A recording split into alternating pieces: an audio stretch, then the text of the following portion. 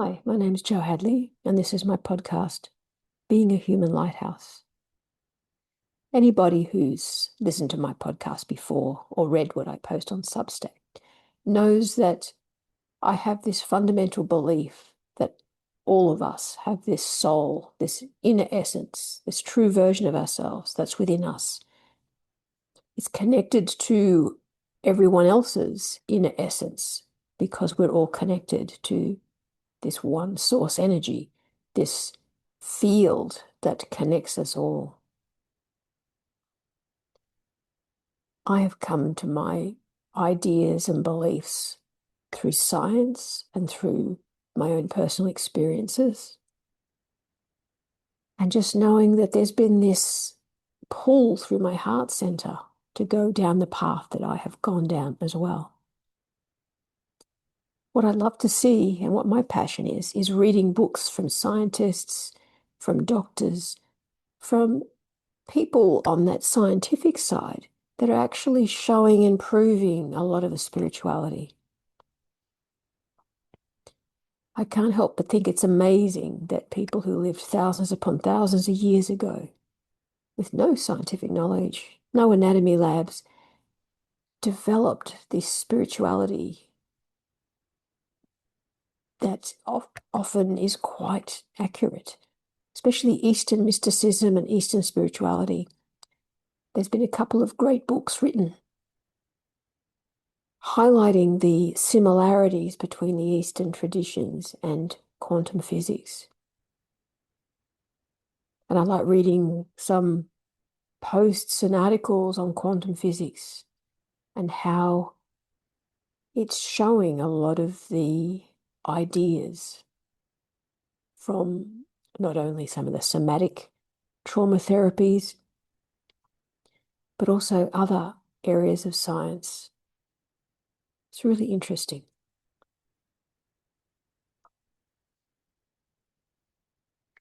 It seems really simple that we all could access this inner wisdom, this perfect version of ourselves that knows everything the best way to go through our life. It's kind of weird to think that this version of ourselves has actually been heading us through some traumas and challenges to get to this inner center.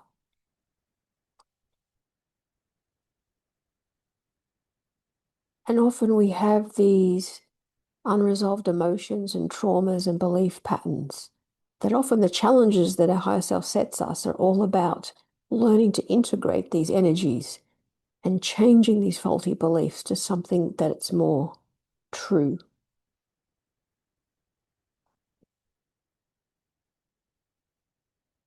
I saw in the physio clinic for many years that you could have 5 people with the same injury and have 5 different outcomes. And the difference usually was related to how much trauma, other things that have happened in people's lives, or even just their belief systems. There are some belief systems that just by listening to the client, you can tell that's really not going to be conducive to stimulating their innate healing system. But we all have our own journey and path. And it's not about judging, but these challenges and traumas and patterns, it's interesting that we can look at them as bad, or we can look at them as ways that get us to look at our life differently, change our perspective. And our perspective and our perception is related to our level of awareness. And our level of awareness or consciousness level is what I believe humanity as a collective, we're all individually going towards. We're going towards a higher level of consciousness. And to do this, we have to integrate the unprocessed traumas and beliefs and patterns that are stuck in our physical, emotional, mental, and spiritual bodies.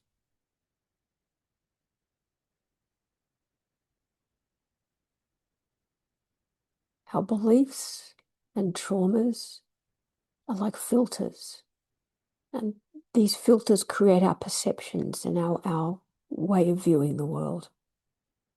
And if we can even learn to see them from a different angle or a higher perspective, it often shifts how we think about these beliefs. If we can learn to feel and not be frightened of these sensations in our body, it often lets us shift them. We have to do everything in a container of safety, because if we force anything and don't feel safe, we feel overwhelmed, it often just pushes us backwards and creates more of these unwanted, unprocessed energies and trauma patterns. So we've got to be kind and compassionate to ourselves.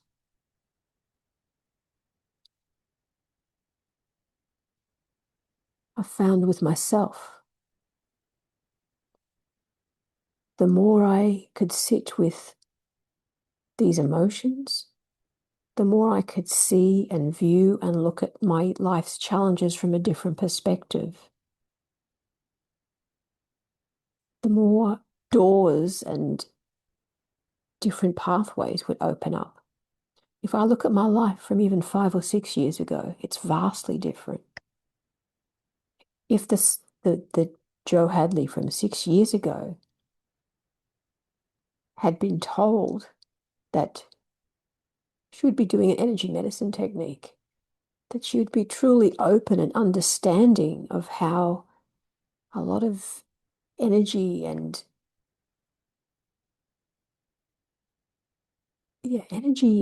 and the spiritual world work, or even just how things work. People who channel, not all are worth listening to. We always have to use our discernment. And the more we learn to listen to ourselves and tune into our higher selves and tune into our heart, the more we will discern and be drawn to people who assist us. But even the ones we aren't very discerning with will often learn that and have to go the long way. And whichever path we take, a long path or a short path, it doesn't matter. Ultimately, the destination is the same. We need to let go of all these beliefs and patterns and traumas and energies trapped in our body that's blocking our inner light, our inner wisdom, our true self, our connection to the field.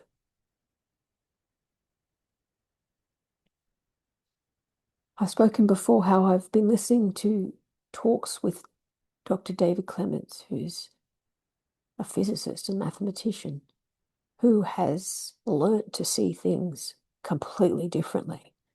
And by listening to him, I instantly believe what he's saying and know it's true. His way of looking at physics was that we traditionally just look at all the structure and the matter. But where does this matter come from? Where is it created? And then again, made me think, oh, it's obvious, the field. Everything comes from the field. Because when we break down the atom and go down to the smallest possible particles, we then start to get to a field of potentiality, a field of possibility.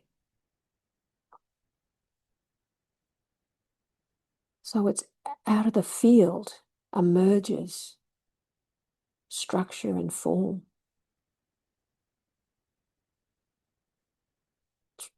It's really interesting that we can create and have this ability to create this and do this consciously. Everything is meant to make us more conscious. People talk about the unconscious self, the shadow self, our egos. This is all the parts of us that we don't see, that are basically standing behind us, secretly influencing, usually in a negative way, our decisions and movement through life. The more we can manage to see them reflected in the world, reflected in others, reflected in the consequences of our behaviors and decisions, the more we can start to see them and bring them into conscious awareness. We then integrate them. And once they're integrated and seen, they no longer damage our life or create sabotaging influences. The more we get in touch with our true selves and let go and integrate all this unconscious stuff that's been accumulated and not processed from the past, the more we access wisdom, intuition.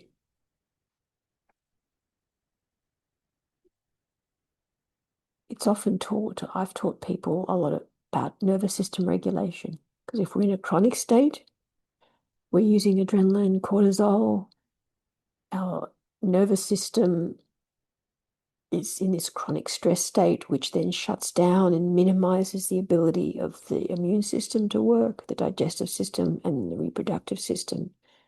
They don't work as well. We go into a survival mode rather than a thrive mode. And nearly every chronic illness and chronic symptom, pain,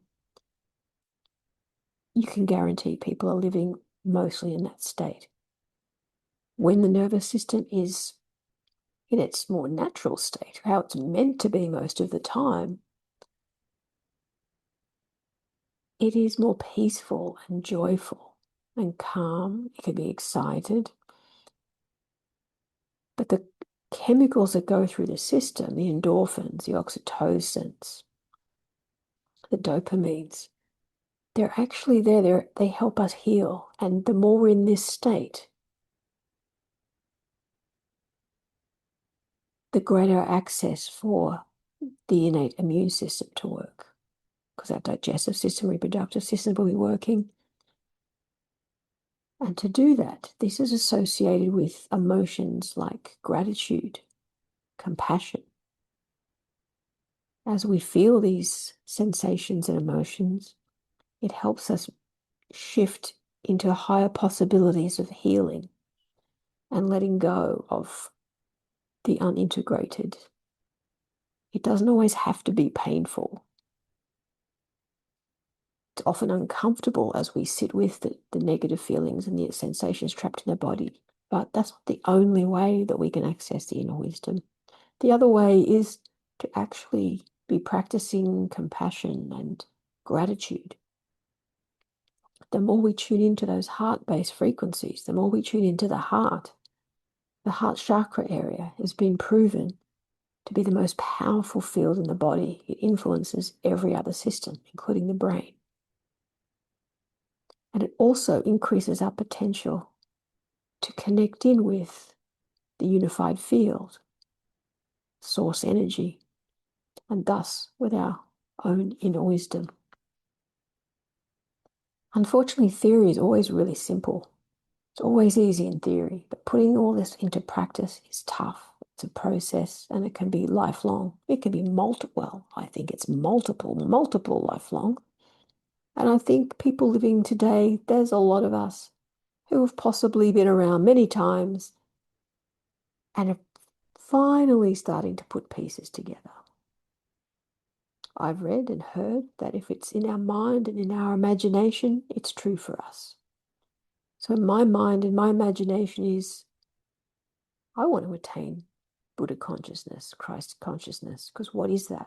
That is that ability to integrate all these energies so that our unconscious becomes conscious and I live in pure awareness.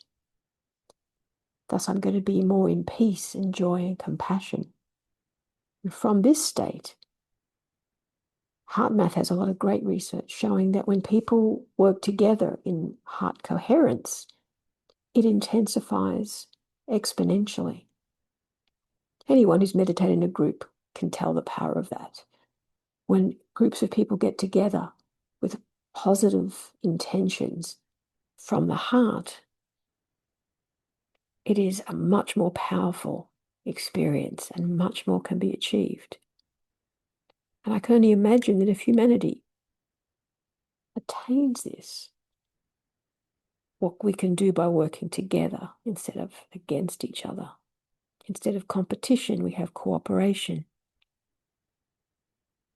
Seeing that each of us has a piece of the puzzle, and so we're each valuable in our own right. I've been walking this path. I know I haven't quite got to this Christ consciousness state yet. I know I've got a long way down the path, but there's still There's still times when my ego and my unconscious sabotages me. I still catch myself and make fun of myself when I catch the inner child going, I want, I want, I want.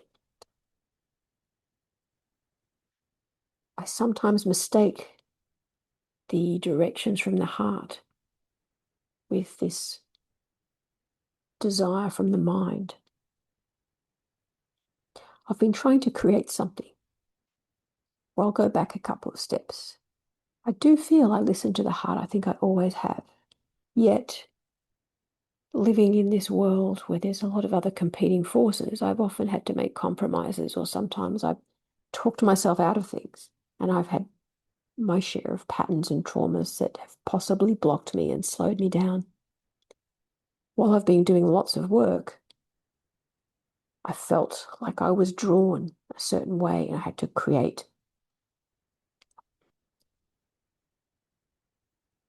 a center and a place to work from. Yet I also know that my long-term goal, the imagination, this idea that's been in my imagination of creating a center, a collective for consciousness, for healing, a land of healing via consciousness energy, is my ultimate goal. And I've caught myself just trying to do smaller things because my mind thought that was the next step. And I keep getting closed doors, so that makes me wonder whether I'm trying to impose my mind on things. And I'm coming to the realization that another pattern is coming to the fore. I kept having this image of myself, like a little me, a little inner child trapped in a hard, I used to say cement coating. Let's just say a hard coating. So a child trapped in this spherical hard coating. And this can represent many aspects of my life, really. I can see how it relates to a lot that's gone in my life.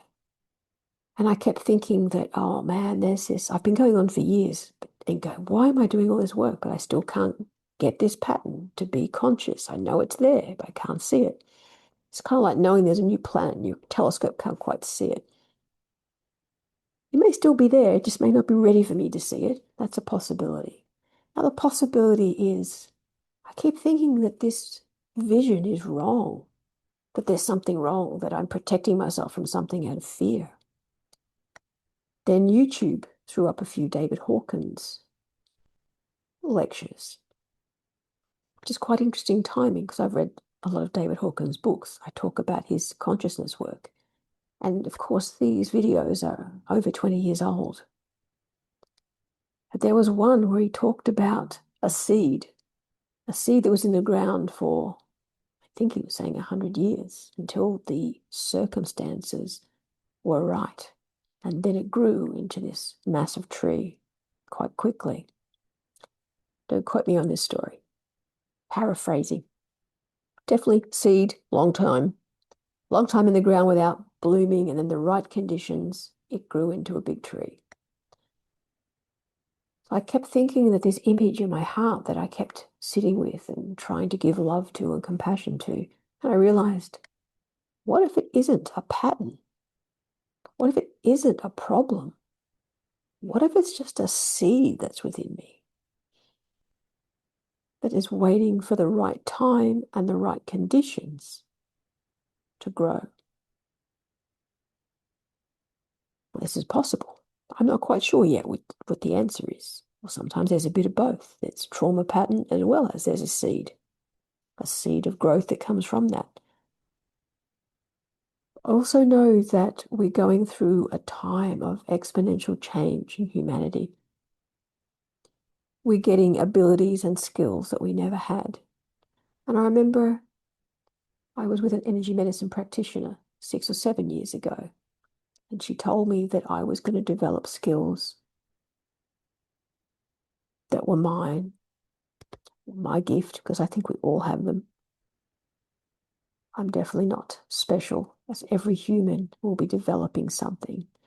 their intuition, their own piece of the puzzle. So back 6 or 7 years ago, before I truly got into as much of the spirituality and the science of it as I have now, she told me I was going to have this skill and it was going to develop, and I was going to develop really easy. It's going to be like walking across a shallow river, even though I've spent years on the opposite side of the riverbank wanting to be on the other side. She told me when the time is right, I will walk across the water and find it to be quite shallow. I've often kept these words and wondered, because I have been on this journey, a lot of what she told me that day, I've seen. And I do unity field healing, and each month, part of Dr. John Ryan's Syrian Blue-White Collective meetings, there's often descriptive talks about how humanity and individuals are being planted with seeds, spiritual, energetic seeds that grow at the right time when the energies and the consciousness is right. So perhaps this new perception that I have of my own problem may very well just be a seed that the time hasn't arrived yet. And I recognize there's a very impatient inner child within me that always wants things now. I'm ready now, I'm ready now, I'm ready now. I've started quite a few projects in the past and they haven't worked out. I thought at the time I was ready. Then I look back now and go, oh man, I didn't have the skills at all. I'm much more ready now. So perhaps there's even more that I've got to unfold before I actually get to allow this seed to start to blossom. I guess it has to grow before it blossoms, doesn't it? The seed will start to grow and blossom into something.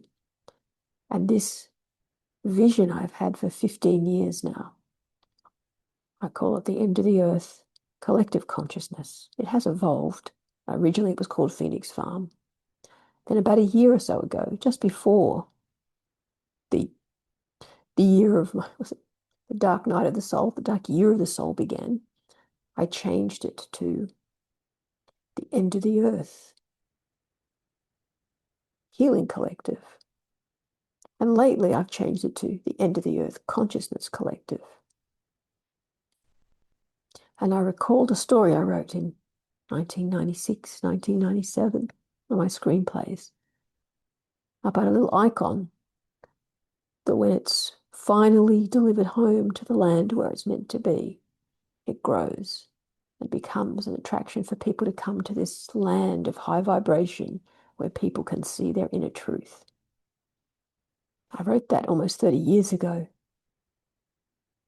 And it's only recently I remembered that story and see how it resonates to this vision I have that my mind keeps telling me is impossible.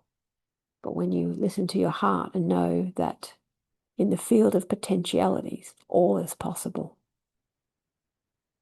knowing that my beliefs might be slowing it down, I've got a bit of work to do, but I'm getting better, getting closer to really, truly believing that I'm worthy of this and that I can manifest this possibility. Just maybe it's not right for the seed to bloom just yet. And once again, I think I've talked quite a bit, so I won't do my meditation.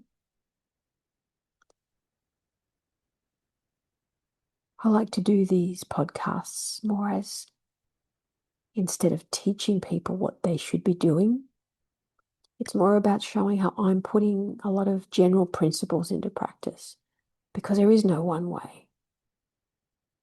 We can ask others for guidance, but everything is our own path. And we know it's our path when there's no one ahead of us to give us instructions. Other people, the energetic, the energetic field can talk through other people, but we have to listen to our heart to know what is the right advice and what what signals and what messages we're being given and which direction to go in. It can be tricky to discern things. I know in the past I have just listened. There are two people in this world that I listened to and always went to, and I realized in some areas of my life I wasn't making decisions. I was getting them to make the decisions or checking my decisions because I didn't trust myself. I no longer can do that. I've had to learn that I've got to trust me. And even if I make a mistake, that's feedback to know how to do it better next time. We're all learning to do this. We're all learning to listen to our own inner wisdom. And it's trial and error. There's mistakes. Sometimes mistakes help us get there quicker. I learned another valuable lesson, or I had it reinforced during the week, because I had this pattern that I'm always trying to stop things. I'm always trying to prevent, to do everything right so I don't get in trouble, to do all the steps right. Then I realized sometimes mistakes happen. I know I had a bike accident in 2021, and I just knew it was meant to happen because everything I usually do to protect myself and prevent things, it just didn't happen. And I tend to check everything, check everything all the time. But sometimes I realize things make a mistake. And it's not that I consciously make a mistake. It's just that it's life showing me that when I'm trying to control for everything, mistakes happen anyway. And sometimes they're there to show us a pattern. And I know I've learnt in this past week, it got reinforced to me a couple of days ago, that I should just relax, let life unfold, and stop trying to prevent things from happening. I can do what I need to do my basic checks and make sure things are safe, but not to be overly checking and overly checking on myself that I'm right. You know what? When mistakes happen, they just happen. And when I go back, no, often I can't have changed them anyway. I did everything I possibly could. I did all the right things leading up to it. And sometimes mistakes just happen. So I've had to learn to be okay with making mistakes and be okay with not being perfect and being okay that sometimes it is my fault. I made a mistake. So they're my learnings for this week.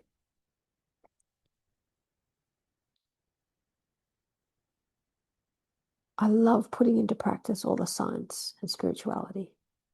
And I know that it's not easy to live these practices and qualities. But like everything else, the more we intend to do it and the more we follow our intentions and practice, the better we get. And making mistakes and not being perfect is all just the feedback to improve us. So until next week, have a great week. Enjoy walking your path and learning to become who you are so you can contribute your part to the puzzle of humanity.